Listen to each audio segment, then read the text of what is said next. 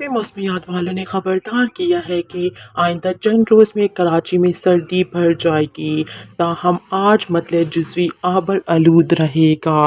تفصیلات کے مطابق محکمہ موسمیات کی جانب سے کہا گیا ہے کہ کراچی میں رات اور صبح کے اوقات میں درجہ حرارت میں واضح کمی دیکھنے میں آئی۔ جی ناظرین، صبح کے وقت درجہ حرارت 22 ڈگری ریکارڈ کیا گیا۔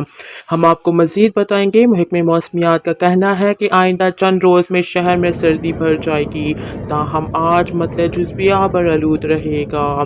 دوسری جانب ملک کے بیشتر علاقوں میں آج موسم خشک اور گرم رہے گا۔ محکمہ موسمیات نے آئندہ 24 گھنٹے میں کراچی، لاہور، اسلام آباد، پشاور سمیت ملک کے بیشتر علاقوں میں کہیں موسم خشک تو کہیں گرم رہنے کی پیشن گوئی کی ہے۔ جی ناظرین، محکمہ موسمیات کا کہنا ہے کہ کشمیر اور گلگت بلتستان سمیت شمالی علاقوں میں موسم سرد رہنے کا امکان ہے۔